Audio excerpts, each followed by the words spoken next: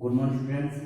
Class 11 में एक नया टॉपिक है। टॉपिक का नाम है न्यूट्रिशन इन बैक्टीरिया, बैक्टीरिया में पोषण। बैक्टीरिया आज हम जानेंगे कि बैक्टीरिया में पोषण किन किन प्रकार से होता है।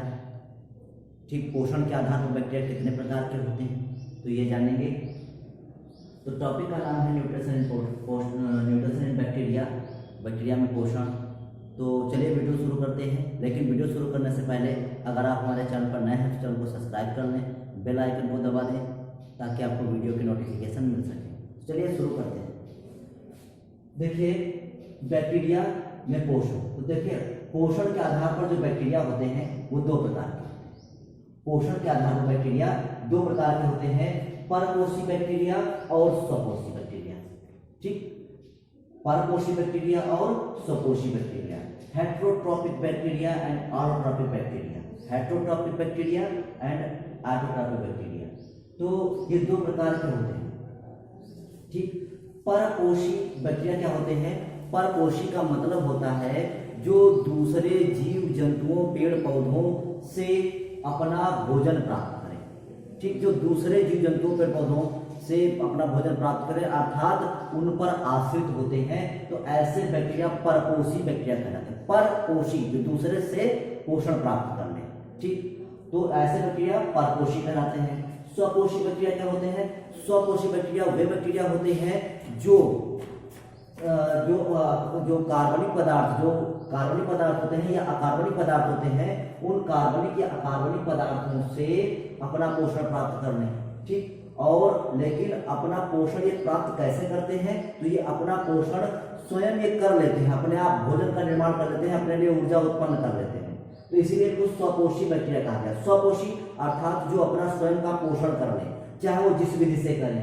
ठीक, चाहे वो प्रकाश संश्लेषण विधि से करें, चाहे रसायन संश्लेषण विधि से करें, मतलब ये अपने लिए जो है ऊर्जा का उत्पादन स्वयं ही कर लेते हैं, किसी दूसरे पर आश्रित नहीं रहते हैं। तो इसलिए इनको स्वपोषी बैक्टीरिया कहा गया।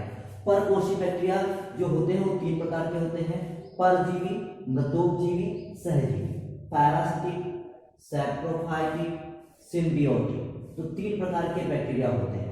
परजीवी बैक्टीरिया क्या होता है? परजीवी, जैसा वो खुद कह रहा है, परजीवी अर्थात ये जो बैक्टीरिया होते हैं ये जीव जंतुओं, पेड़ पौधों पर, मतलब जीव जंतुओं, पेड़ पौधों पर या उनके अंदर निवास करते हैं और उनसे अपना भोजन प्राप्त करते हैं और अपने लिए ऊर्जा उत्पादित करते हैं। ठीक, ऐसे बैक्टीरिया को परजीवी बैक्टीरिया कहते हैं, परजीवी जीवाणु कहते हैं। ठीक, परजीवी जीवाणु क्या करते हैं? ये जिस पौधे, जंतु या किसी भी पोषण पर रहते हैं तो उसको ये नुकसान पहुंचाते हैं, उसमें ये रोग उत्पन्न करते हैं।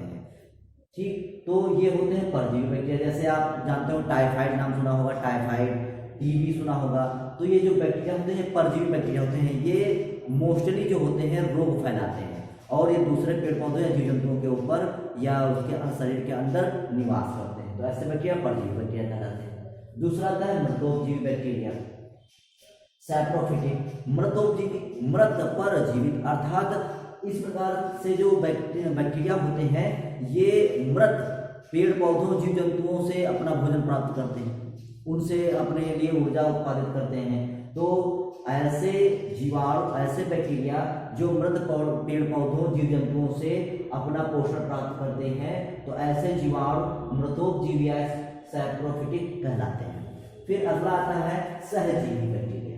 सहजीवी जीवाणु क्या होते हैं? सह माने होता है साथ में, जीवी माने जीवित रहने वाले, अर्थात ये ऐसे जीवाणु होते हैं जो दूसरे पेड़ पौधों और जीव जंतुओं के साथ में जीते हैं, अर्थात ये उन पर परजीवी होते हैं। अर्थात जो पेड़ पौधे या जीव जंतु जिस पर ये परजीवी होते हैं तो ये उसको नुकसान नहीं पहुंचाते बल्कि मिलकर रहते हैं। ठीक, ये उनको भी लाभ पहुंचाते हैं और उनसे ये लाभ प्राप्त करते हैं, मतलब जिस पर ये रहते हैं तो ये उसको लाभ पहुंचाते हैं और स्वयं भी लाभान्वित होते हैं। मतलब सहजीवी में दोनों को लाभ होता है, जीवाणु को भी लाभ होगा और जिस पर ये रह रहे हैं उसको भी लाभ होगा। तो इस प्रकार की जो क्रिया होती है वो सहजीविता कहलाती है।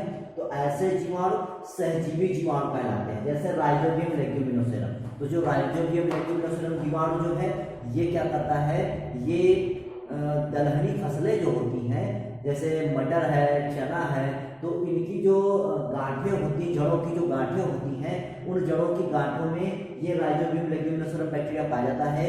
ये उन पौधों को नाइट्रोजन का स्थिरीकरण करके नाइट्रेट्स के रूप में प्रोवाइड कराता है और स्वयं उनसे पोषण प्राप्त करता है। तो इस प्रकार से पौधों को भी लाभ हो जाता है और इस बैक्टीरिया को भी लाभ हो जाता है। तो ये परपोषी बैक्टीरिया हो गए। अब आता है स्वपोषी बैक्टीरिया, ऑटोट्रॉफिक बैक्टीरिया। इसमें क्या होता है, प्रकाश संश्लेषी बैक्टीरिया और रसायन संश्लेषी, दो प्रकार के बैक्टीरिया होते हैं, प्रकाश संश्लेषी बैक्टीरिया और रसायन संश्लेषी बैक्टीरिया। प्रकाश संश्लेषी बैक्टीरिया होता है ऐसे बैक्टीरिया जिनमें क्लोरोफिल जैसा पदार्थ पाया जाता है, मतलब क्लोरोफिल नहीं होता है, उनमें बैक्टीरियल क्लोरोफिल होता है और कुछ विरिडिन नामक पदार्थ पाए जाते हैं। तो कुछ ऐसे पदार्थ पाए जाते हैं जिस कारण से ये बैक्टीरिया क्या करते हैं, प्रकाश संश्लेषण कर लेते हैं और प्रकाश संश्लेषण के द्वारा अपना भोजन का निर्माण कर लेते हैं। अब आता है रसायन संश्लेषी बैक्टीरिया।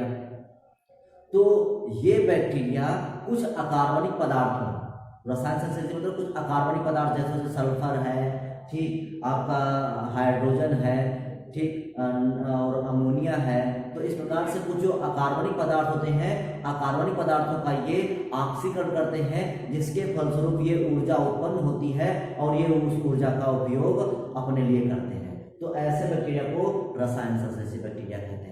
क्या लिखेंगे कि ये बैक्टीरिया कुछ अकार्बनिक पदार्थों का ऑक्सीकरण करते हैं, जिसके फलस्वरूप ऊर्जा उत्पन्न होती है और ऊर्जा का उपयोग अपने लिए ये करते हैं। तो ऐसे बैक्टीरिया, इस क्रिया को रसायन संश्लेषी, ऐसे बैक्टीरिया रसायन संश्लेषी बैक्टीरिया कहलाते हैं।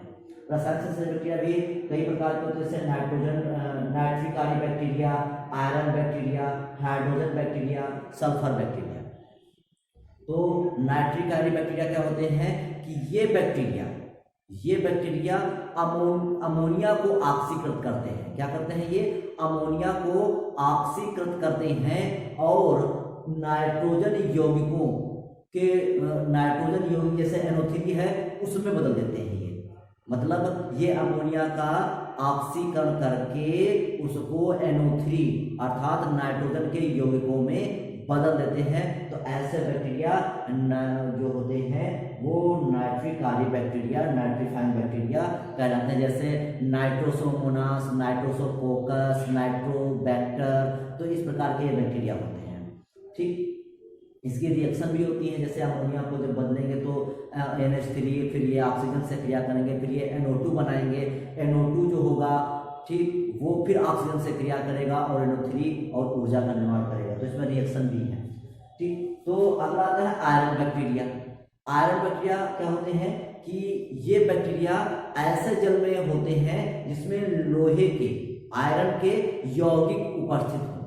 ये बैक्टीरिया ऐसे जल में पाए जाते हैं जहां पर आयरन के यौगिक उपस्थित हो और ये फेरस यौगिकों को, किस यौगिकों को, फेरस यौगिकों को ऑक्सीकृत करके फेरिक यौगिकों में बदल देते हैं।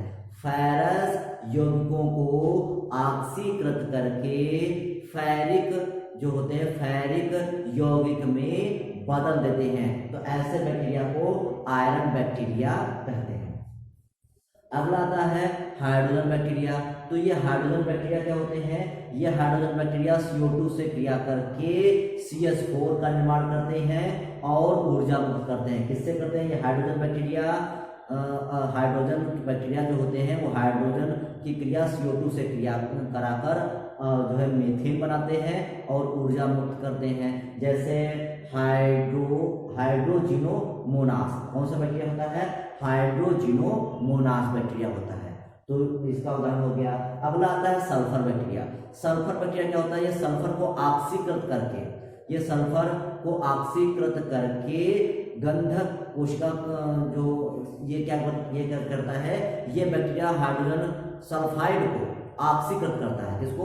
हाइड्रोजन सल्फाइड को, H2S को ऑक्सीकृत कर देता है और सल्फर बदल देता है। किस बदल देता है? सल्फर बदल देता है। तो ऐसे बैक्टीरिया क्या कहलाते हैं?